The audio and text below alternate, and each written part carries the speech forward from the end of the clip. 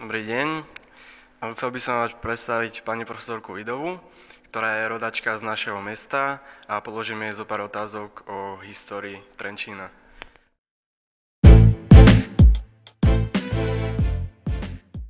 Dobrý deň, ja sa volám Marcel Sládok a chcel by som vám predstaviť pani Čelku Strakovú. Dobrý deň.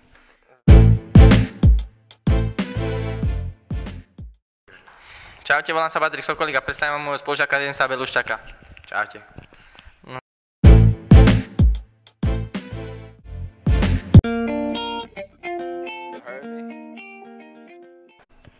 Aké bolo vaše najobľúbenejšie miesto vo vašom detstve?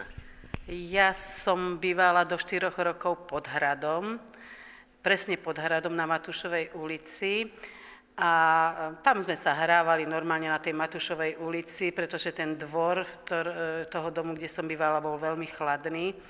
A tam to bolo také kľudné miesto, nie také veľmi plné ľuďmi, ako je teraz. A veľmi rada som chodila sa schovávať za budovu dnešného múzea, kde bol taký nádstavec, kde bola kedy koňov, ako dávali, aby im neušli, tak tam som sa veľmi rada schovávala. Aké je vaše najobľúbenejšie miesto vo vašom rodnom meste? No, keďže som rodená Trenčianka už 33 rokov, takže určite je to môj rodný dom, moje rodné Zlatovce, môj rodný milý Trenčín. A mimo môjho rodného doma mám najobľúbenejšie miesto asi letné terasy, keď už je slniečko, keď je leto a keď môžem so svojimi priateľmi, kamarátkami výjsť si na kávičku alebo na nejaké posedenie, kde už môžem sedieť vonku na námestí a sledovať ľudí v takom príjemnom prostredí. Jasné. Tak Denis, aké bolo tvoje najobľúbenejšie miesto v tvojom rodnom meste? Tak v mojom rodnom meste bolo najobľúbenejšie miesto asi za môjim domom, na dvore, kde sme sa ako chalani hrávali. To sme mohli mať tak okolo 10-12 rokov a hrávali sme také spoločenské hry, ktoré sa dajú hrať obvykle vonku. Boli také schovávačky, naháňačky. A neskôr to bolo asi skôr také tie zábavné kluby, už pre troška starších, kde sme sa chodili zabávať, potancovať a tak. A potom ešte jedno také obľúbené miesto je na okraji mesta, kde je aj troška príroda a sú tam jumpy pre bajky, kde chodíme skákať. Okay. A bola už vtedy MHD? Používali ste MHD?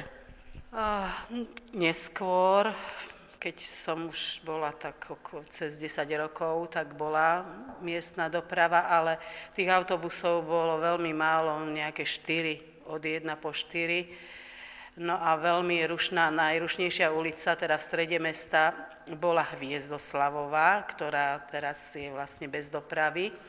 A veľmi rušné bolo aj Štúrovo námestie, kde ja som vždy nastupovala na autobus, keď sme išli na Sihoď s mamou, tam, kde je teraz vodník, no a potom pokračovala po Palackého ulici a odtiaľ išla popred Hotel Tatra, kde bol vlastne taký kruh, ktorý bol plný kvetov, ale bol to vlastne taký prvý kruhový objazd, ešte sme aj nevedeli o kruhových objazdoch vtedy a bol to vlastne kruhový objazd, lebo išlo sa aj na stanicu, potom sa išlo tady aj na Sihoď a aj zo Sihote okolo toho kruhu. Ďalej by som sa vás chcel spýtať, ako sa zmenilo cestovanie a doprava v tom meste alebo vo vašom rodnom meste? Tak určite pribudlo veľa spojov, čo sa týka MHD a určite sa zmenil aj ich technický stav, celkové vybavenie. Samozrejme, že už tie autobusy tak nerapocú či nehrkocú, ale myslím si, že veľmi veľa aut pribudlo, čiže väčšina ľudí cestuje, by som povedal, to osobnou dopravou, vlastnou a samozrejme využívajú sa aj peší bus, teda samozrejme prechádzky, ako aj ja napríklad.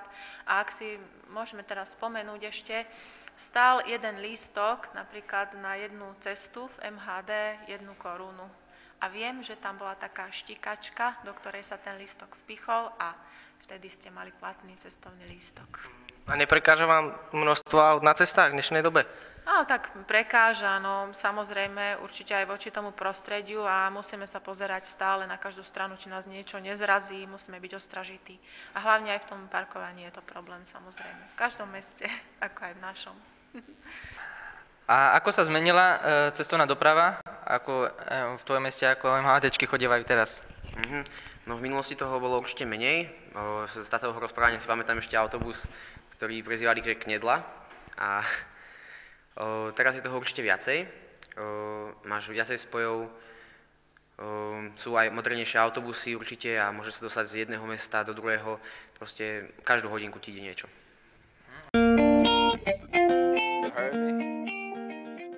A ako si ľudia zarábali na živobytie? Tak Trenčín bol aj v tej dobe, keď ja som bola dieťa, relatívne priemyselné mesto.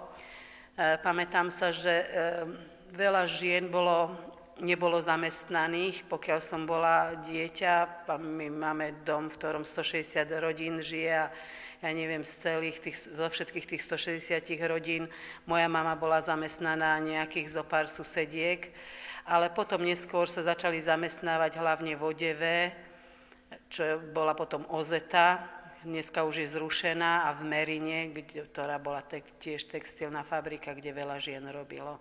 A ináč muži hlavne robili v leteckých opravovniach a v Toske, terajšom Trense.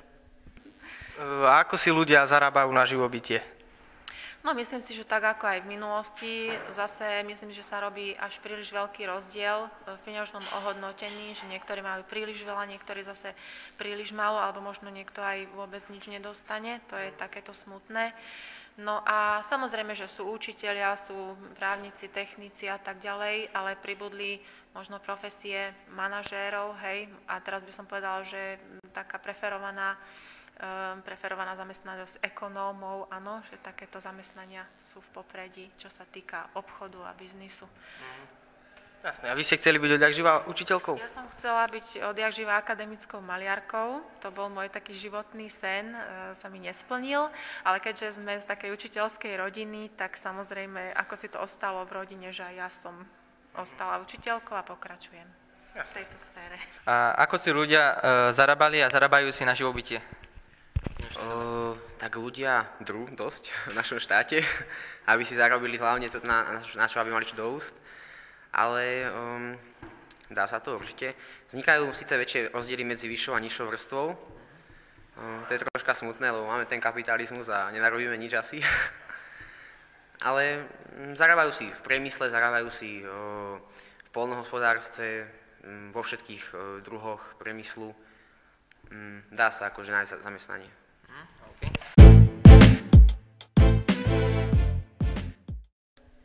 A ako sa zmenilo zariadenie budov a bytov za tú dobu? No, tak veľmi sa zmenilo, ide to všetko s módou, to je jedna vec, a druhá vec je to vybavenie. Tak ja si pamätám, jediný elektrospotrebič, čo sme mali, bola chladnička. No a televízor sme prvý kúpili, keď ja som bola nejaká štvrtáčka, čiže okolo tých 8-9 rokov som mala, no tak skôr 9. No a dlho sme naň šetrili, to málo kto mal televízor. A dokonca ani rádio nie, sme mali len rozhlas po drote. Ale dal sa počúvať, aj keď bola búrka a vypli elektrínu. A ako sa zmenilo zariadenie v bytoch a v domovoch? No, myslím si, že napríklad obývačkové steny sú veľmi jednoduché z terajšieho pohľadu, hej, nový dizajn, veľmi jednoduchý, poličkový, než to predtým bývali naozaj veľmi veľké, masívne obývačkové steny a z toho sa teraz ubúda. A začína byť taká, myslím, že nie že pestrosť vo farbách, ale skôr taká jednofarebnosť, že tón v tóne. Predtým bolo treba vzorované napríklad nejaká stena, áno, boli tapety rôznofarebné, podlahy takisto, zase mali inú farbu, čiže taká veľmi veľká pestrosť a tá sa teraz zjednodušila, to sa mi páči. Okay. A ako sa zmenilo zariadenie v bytoch, jak to bolo kedysi, ako to je teraz? Tak ako doba ide dopredu, tak ide aj vývoj dopredu, aj tie nejaké novinky, tie technické výmožnosti a to už je všetko proste dosť popredu. Máme spotrebiče, ktoré majú nižšiu spotrebu energie, čiže je to oveľa výhodnejšie, aj tie domy sú stávané už proste super zaizolované, aby čo najmenej strácali tepla a tak. Ľudia si svoje byty tiež renovujú a kupujú si novšie spotrebiče a aj sa to do toho hodí, proste už je to aj o mode a tak.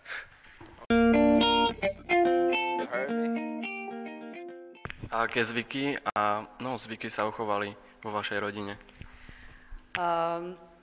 Uchovali sa najmä vianočné zvyky, ktoré dodržiavame stále, ide to asi z pokolenia na pokolenie, to, čo robili moji rodičia, keď sme my boli malí, tak teraz, potom ja som sa snažila s mojimi deťmi a teraz moje deti dúfam, že tiež si to zapamätajú, také tie tradičné samozrejme jedlá, tie zvyky pri vianočnom stole, ako je rozkrajovanie jablčka, ako je jedenie oplátok s medom, ako je hádzanie orechov do kútov. Ale je mi trošku aj ľúto, že tie zvyky, čo boli na Veľkú noc, ako si už nie sú hlavne v mestách už sa nezachovali, už nechodia tak chlapci oblievať dievčence, ako chodili, keď ja som bola dievča, čo chodili teda bežne z domu do domu, aj v činžiakoch, nie len teda na vidieku, kde to ešte stále, chvála Bohu, sa udržuje. Aké zvyky a tradície uchovávali ste v rodine? Tak doma v rodine uchovávame tradíciu, by som povedala, každodenného spoločného obeda rodinného a takisto aj nedeľného. Čiže to neexistuje, aby obedoval každý sám niekde vo svojej izbe, kde chce, ale vždy sme celá rodina spolu a pravidelne sa ako rodina stretávame a utužujeme pevné rodinné vzťahy v tom úzkom, najbližšom kruhu a to sa mi veľmi páči. No a tie klasické tradície, ktoré patria ku Veľkej noci, k Vianociam, to stále býva. Akorát by som povedala, že počas Veľkej noci už chodí menej oblievačov, tým, že som aj staršia samozrejme a moji rovesníci už nie sú tu, ale chodia na oblievačku treba tie malé deti, áno, a hneď si pýtajú peniažky a nejakú tú malú pozornosť, ale už tento zvyk skôr ubúda. Aké tradície, zvyky sa zachovali u vás? Tak najsilnejšie zvyky sú asi na Vianoce a na Veľkú noc. To asi každý poznáme. Na Vianoce je zvyk napríklad, že si dávame šupinu z kapra pod obrus, alebo mince pod tanier, alebo ešte rozkrajujeme jablčko na polku. A na Veľkú noc to bude asi to, že chalani chodia oblievať dievčatá, ale už to nie je také intenzívne ako v minulosti, lebo v minulosti sme chodievali s kyblami na tie baby a teraz len tak decentne s pohárikom. Tak, to sú asi všetky.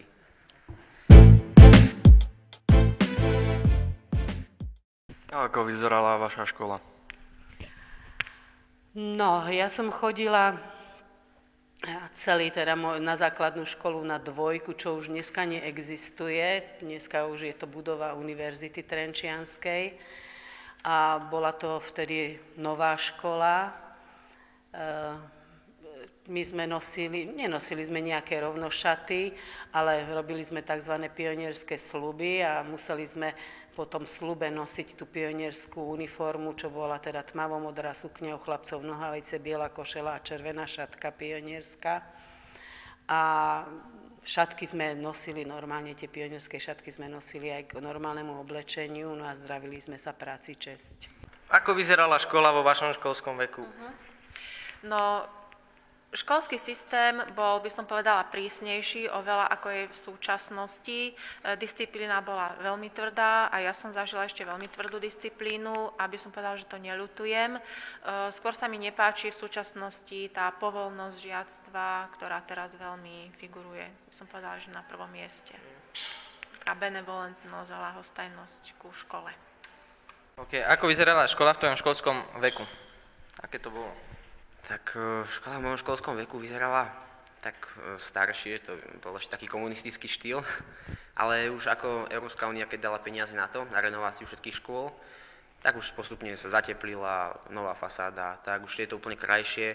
Do školy sme nikdy nechodívali v rovnošatoch, to sme im nemali, za socializmu to ešte bolo, ja som to nezažil.